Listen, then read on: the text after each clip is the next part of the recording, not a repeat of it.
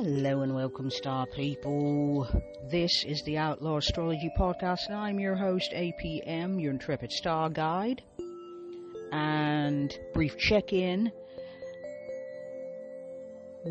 We have a newsletter called the Daily Stargazer, free and paid versions. You can find that in the show notes. And we are also on Instagram, YouTube, and Pinterest. And those links are also in the show notes. Also, reviews are greatly appreciated as they help other people find us. So give us 5 stars. Thank you very much in advance. And with that said and done, let's move on. Today we are going to I'm going to guide you deeper into our archetypal journey. We are on the hero's journey through the archetypal lens of astrology. And so we're exploring zodiacal archetypes via that hero's journey lens. And so as we descend into the mysterious realm of Scorpio, the transformer, or also the alchemist. And having learned the art of balance in relationship with Libra, we now face the ultimate test of intimacy, the willingness to be completely transformed through encounters with the other. That means other people. And so we're going to prepare to explore the underworld of shared resources, power, and psychological depths that most people prefer to avoid. And this is what we call intimacy. And now, with that said, onward. Okay, so we're going to be stepping into the descent of the sacred darkness. Scorpio stands as the gatekeeper to life's most profound mysteries: sexuality, death, shared resources, and psychological shadow work. Now, this fixed water sign is traditionally ruled by Mars, and in modern astrology by Pluto. And this represents the hero's necessary descent into the underworld, the confrontation with what has been hidden, denied, or repressed. So, unlike Libra's diplomatic negotiation of difference, Scorpio demands complete vulnerability and radical honesty. And it's the phase in the hero's journey where superficial connections just no longer satisfy. So that's the small talk. People with a lot of Scorpio energy in their charts are not known to be tolerant of small talk. They don't like the superficial. And in a society that loves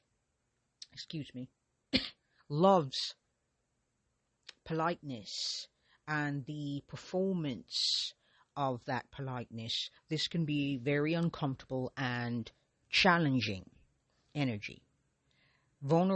Complete vulnerability, I'm not certain that can happen, but complete vulnerability means being fully vulnerable, sharing who you really are, what you really feel. So when I say vulnerability, we're talking about that which is not easily seen, which are emotions, feelings, our deepest secrets, which I believe we're allowed to have secrets. I'm not one of those people who's going to tell you need to blab every secret you got to the entire world so that you can feel heal and whole.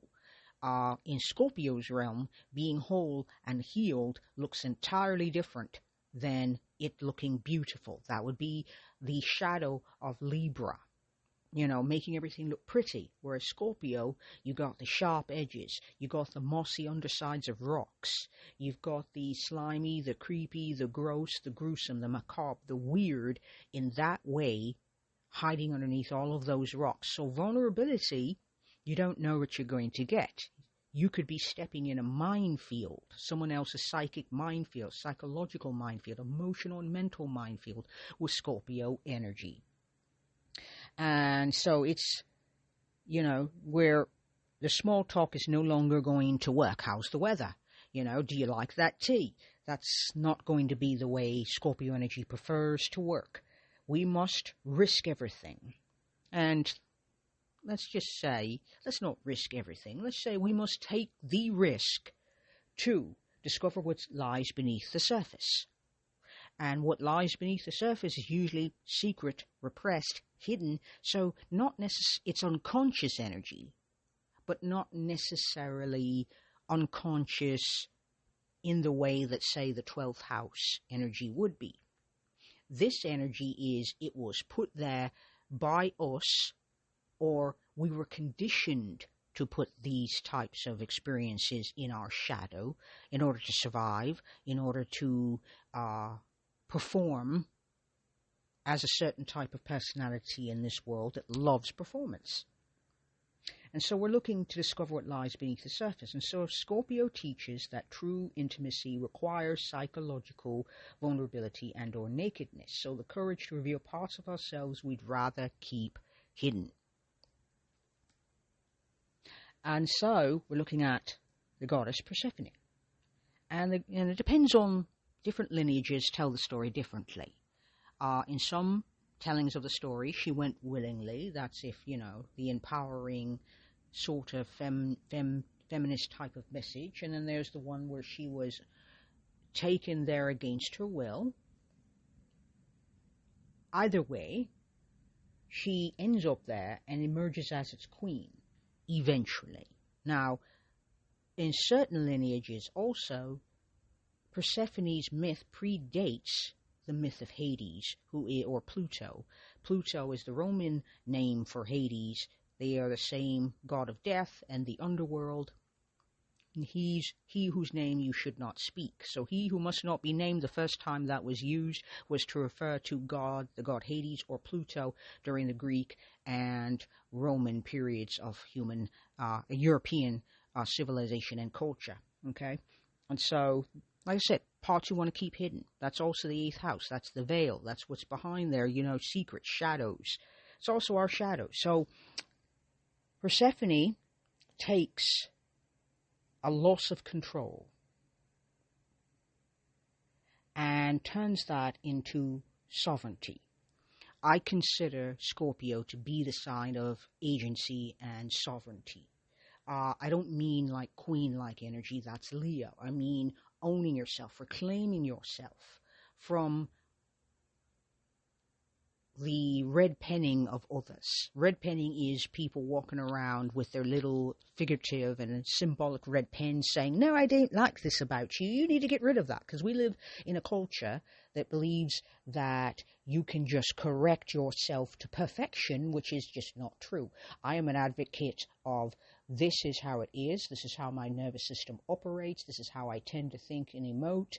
This is how I choose to express myself. And I need to learn to work with that rather than against it. And with Libra energy, we're learning to integrate all of those opposites within ourselves first. And then we take it to other relationships. That's my preferred mode of operating. But other people may choose to do it externally, meaning they choose to build bridges between opposites externally and then internalize that energy later once they've lived it out in the physical material world. And so Persephone has an annual cycle. As the story goes, she was kidnapped, taken to the underworld, and is lost like most people are until her mother mounts a rescue. But the Hades is not the sort of god that likes to be caught out or likes to lose, and so he either offers or tricks or deceives Persephone into eating 3 or 4, depending on who tells the story, pomegranate seeds, which is a symbol of food for the underworld, and which point she has to return to him during the cooling fall into winter months and return every spring, because she's also the goddess of spring. And so it's the scorpionic process of psychological transformation through darkness. That means our dark nights of the soul can be very potent and powerful events or times when we can transform. Now, am I suggesting that every dark night of the soul is going to lead to transformative gold and alchemy? No, I am not. I'm saying that the potential exists. And it is up to us to choose. And I'm not saying that it's always the right choice. I'm saying that sometimes it is a good choice. And it's up to us to discern for ourselves when, where, and how, and why that's going to happen. Okay, so if we're dealing with scorpionic energy, we're also dealing with the illusion of control. Now, I, much like all of us, would like to have more control than I actually have in my life. I would love superpowers. I mean, I I want to be the Sorcerer Supreme. I mean, really, superpowers like that? But it's a lot of responsibility anyway. And so there is an illusion of control. And so the Scorpio shadow emerges. And here is how it emerges. When we attempt to master what cannot be controlled. In fact, when we're talking about death, desire, and the depths of the psyche, those things are not easy to master, and they are not meant to be controlled. Our culture has an obsession with youth, with productivity, with forward progress and process, and positive thinking. And so this tends to reflect a collective denial of scorpionic energy and the scorpionic realm, that the inevitable cycles of decay and renewal govern all life. So, if there's going to be a spring and things being born, there's also going to be a time of decay and death, which would be, fall moving into winter. And if we are creators, there are going to be periods of birth, gestation, sustaining, and then there's going to be periods of death and decay. That is just part of creation. It's also part of nature and all of those natural creative cycles.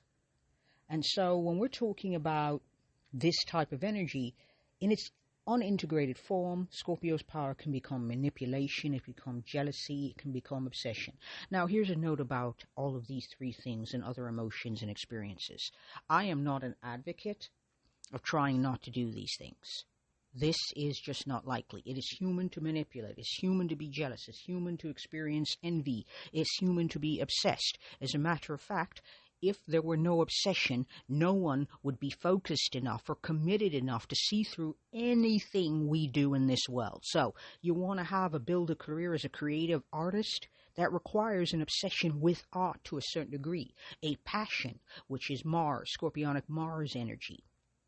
And the desire to alchemize our feelings into art, that's Pluto's energy. And that's all scorpionic. So manipulation and jealousy have their places. There are positive sides to all of these things. Even the so-called negative emotions and negative experiences have a positive aspect to it. Jealousy tells you that that's something someone has is something you also want. It's trying to signal a need or a desire, and paying attention to these energies is wise. Why? Because we'll get our needs met. We'll get what we want if we're clear and open, at least to ourselves, about it. Now, Scorpio energy also teaches discernment in a different way. Virgo is a very discerning sign. It is trying to filter out the unnecessary for the beneficial. Scorpio energy likes to do the same. Scorpio energy teaches us that it's not necessary to let it all hang out unless that's what we want to do, unless that feels right for us. That it's okay to not share every emotion with everyone, because not everyone can hold our emotions in a way that's supportive, caring, patient, kind, nurturing. Some people don't have that easily. And some people have it, but they have to be well rested, well fed, well nurtured and supported themselves before they can offer that. Their cup must be filled before they can pour out anything. And there are some people who do this all the time because it's natural for them. Wherever you fall on that spectrum, Scorpio energy is teaching you how to be discerning about your internal depths. Your inner world is not a playground. Your inner world is not a carnival or a funhouse, or it is, if that's what you prefer. But my point is, it is not Disneyland. It is not a Six Flags. It is not any of these groovy little places we can go and play and have fun and everyone's allowed in. Scorpio energy is, this is secret and hidden for a reason. And the reason sometimes is known to us and sometimes unknown to us, and our mission, should we choose to accept it, is to be open so that we can use our scorpionic energy, meaning that we can integrate its insights that we get from observing other people and discerning which of those people we want to be more intimate with. That is the whole point of Scorpio energy. However, it also, as I said, there's the illusion of control and also the illusion of power, because control and power are illusions, star people. They're actually not real. I have to pretend that someone has power in order for them to have it. I also have to pretend that they can in any way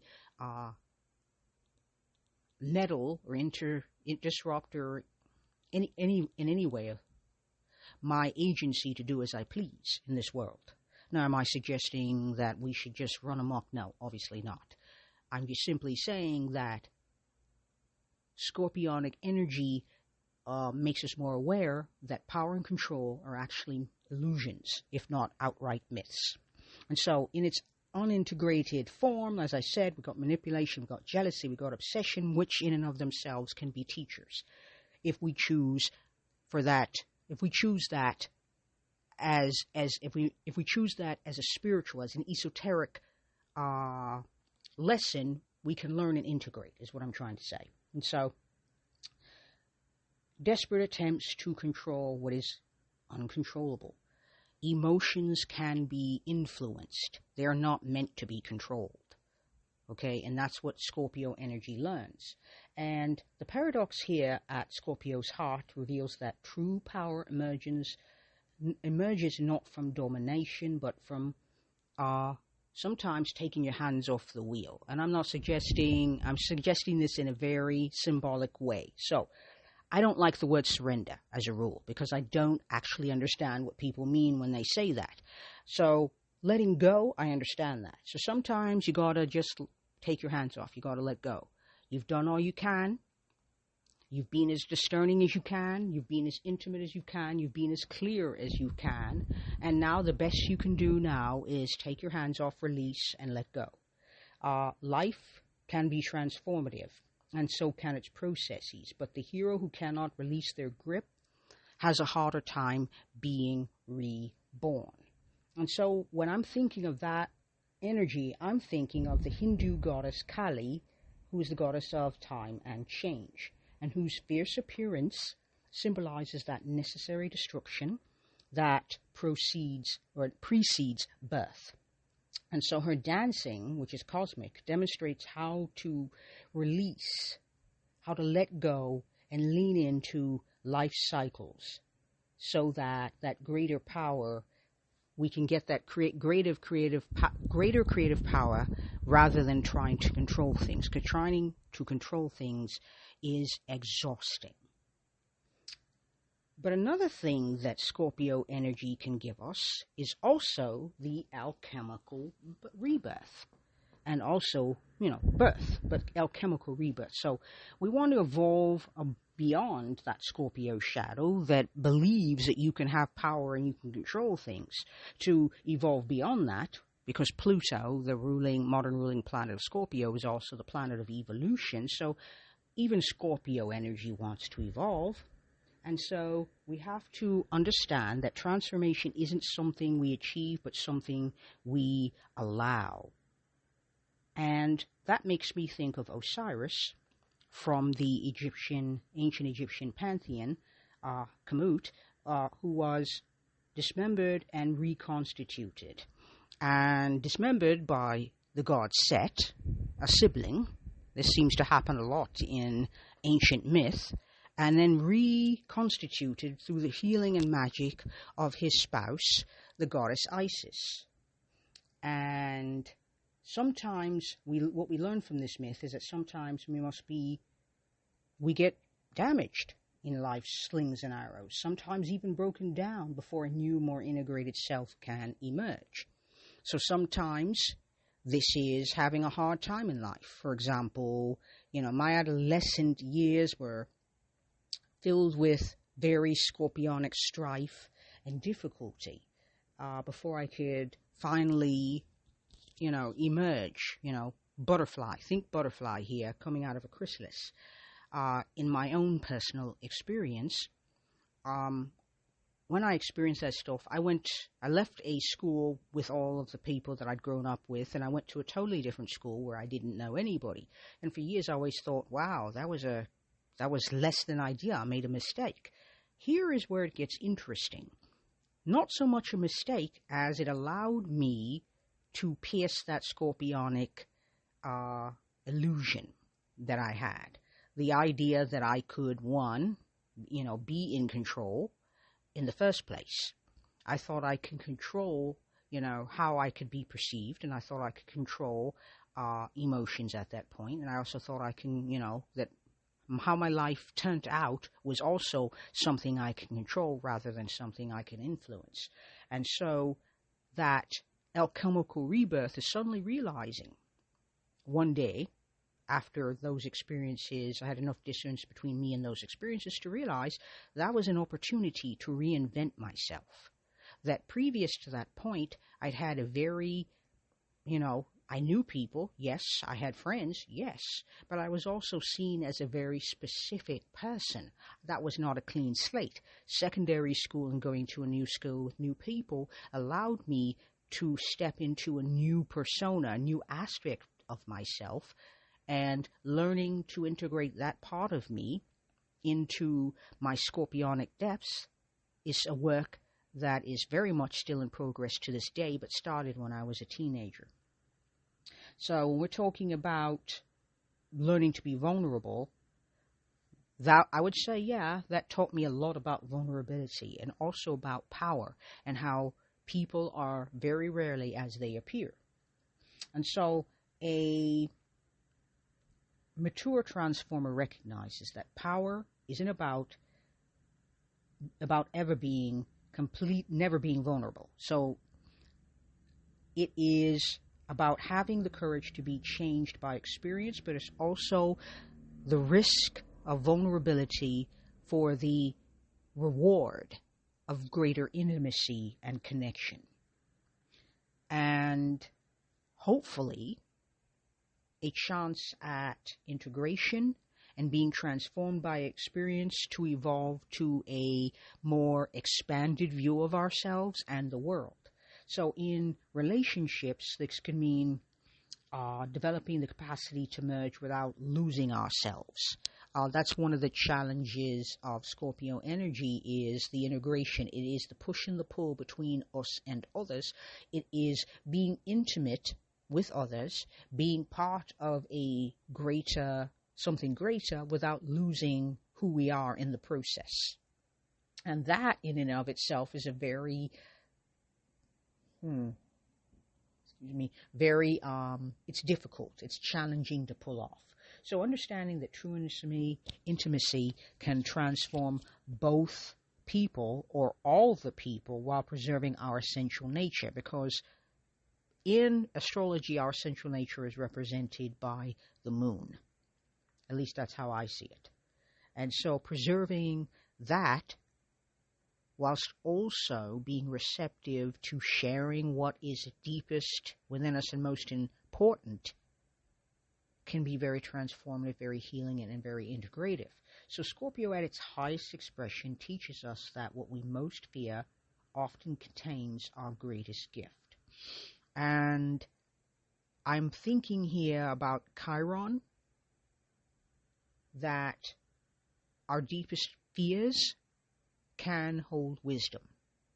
And so the shadow holds the key to our wholeness, is a very Chiron and Scorpio type energy, but it's scorpionic at its very most, its deepest and most essential. So by willingly facing our mortality, our desires, our motivations, our fears, our power dynamics, our agency or lack of agency, our power or lack of power, we discover the unshakable core that transcends them all. And that unshakable core that transcends them all is very Saturn, Neptune archetypal energy. So Saturn and Neptune in Scorpio, or, relating in Scorpio, that would be an alignment, a conjunction, that would be that transcendence. So Neptune in Scorpio, for example, because Neptune is about transcendence, would be transcending all of that. And here's a note about transcendence. I do not believe it is possible to completely transcend jealousy or to transcend fear. Fear serves a purpose, and it is to keep us alive. So the idea that you can just never feel fear ever again, transcendence seems to suggest that you'll never feel fear again. And here's what I think. Transcendence isn't, none of that ever happening. It is being able to rise above fear so you can get the greater message. To rise above jealousy so that you can get a greater and grander expression or expansion. So you're looking for a more expanded perspective. And that's what transcendence is. It's the ability to fly over, to zoom out, to get altitude, to look around from that zoomed out perspective, to see the whole and see how the many parts fit within that whole and how to better integrate it is what transcendence means to me. So when you hear me say that, that's what I mean. I don't mean that we're going to just pretend like we don't have feelings, because my experience of transcendence as it was taught to me from a very young child up was that transcendence means you're going to be over your feelings. You're going to be over your fears. You're going to be over them, and then you're going to move on past them, and that's not a thing that happens. Fear is always very present as we live our lives. When we do anything, step outside of our comfort zones, try new things, or leave things that felt safe and warm and wonderful, like home, we're going to feel doubt and fear. It's natural. So when we're thinking about that unshakable core that transcends and how to evolve in a way that makes us be able to merge and to be ourselves while at the same time sharing who we are with other people, I give you Odin. Now, the god Odin hung himself from Yggdrasil, which is the great cosmic tree, to gain wisdom. Now, you might, if you love tarot as I do, you'll notice that hanging upside down, the hanged one, is a reference to this, because that's what he did. He hung himself upside down, and that was a sacrifice of discomfort, physical discomfort, in the hopes of being able to see the world or to see himself or what have you from a very different perspective. But it also hangs you in one spot, so you have to release and let go of whatever comforts, figuratively speaking, you're holding on to in order to get the greater reward, which is the altered perspective with the Scorpio sting, which is that just because you have an altered perspective that takes you outside of your comfort zone, the sting here is that it doesn't guarantee happiness, comfort, or anything else. Merely that you will change your perspective, that you will transform the way you see things, which may potentially lead to good things. But here, the sting of the scorpion tail here is that there is no guarantee, and there never will be a guarantee, because, once again, their power and control are illusions. And so, when we're looking at Odin, we demonstrate that power, that power comes from voluntary letting go and release, rather than desperate. So it is making a conscious choice to let go. And Odin's sacrifice of an eye shows how, figuratively speaking, partial blindness can paradoxically lead to deeper vision. Now, you'll note in a lot of pop culture stories that whenever they show a seer, for example, the second installment of The Crow had a seer who was not unsighted, meaning they could not see, and had very powerful visions. And you'll see that in a lot of pop culture stories, which come from a long history, a long tradition of blind seers, like, for example, Tiresias of Greek myth, who was a seer of renown in Greek myth. And so the idea that partial blindness or even complete blindness can lead to deeper vision. The reason why you see blind seers is because to have sight is not the same thing as having vision. Okay, they're very different things. They may appear similar, but they're different. And the story of Odin points out that sacrifice. It points out where we might potentially be blind and where we might potentially have blind spots that we might have to sacrifice because they are comfort zone, they're comforts, they're like security blankets in order to see clearly, in order to have greater expanded vision. Okay? And so, as we conclude our exploration of Scorpio, consider that the Transformer teaches us to find strength not in avoiding intensity or passion, but by moving through it. And so the key to embodying this archetype lies not in controlling life's darkest experiences, aspects, etc., but to allowing them to catalyze one's evolution. So in our journey this week, noticing where we might be clutching tightly to control, and experimenting with the revolutionary act of letting go. Consider what parts of ourselves we have kept hidden that might contain untapped power or dynamicism if brought to light. Now, the Transformer's wisdom lies in recognizing that what appears to be a death is often the prelude to rebirth. And you'll note this if you love tarot as I do, that the death card shows that exactly. It shows death, but it also, if you look in the distance, there is a lovely sunrise and it's quite beautiful. So it is speaking of a rebirth. That's what the sunrise symbolizes. And so if you found value in today's descent into Scorpio's depths, consider sharing it with someone navigating their own transformative process. And until next time, oh, hold on one second, one last thing. We are on social media, Instagram, Pinterest, and YouTube. Those links will be in the show notes. There is also a newsletter, free and paid, and always appreciate you if you leave reviews wherever you listen to podcasts so other people can find us with greater ease. I appreciate you and thank you very much. And until next time, we expand our horizons with Sagittarius the Seeker. May you trust the wisdom of your own unfolding peace and astral magic.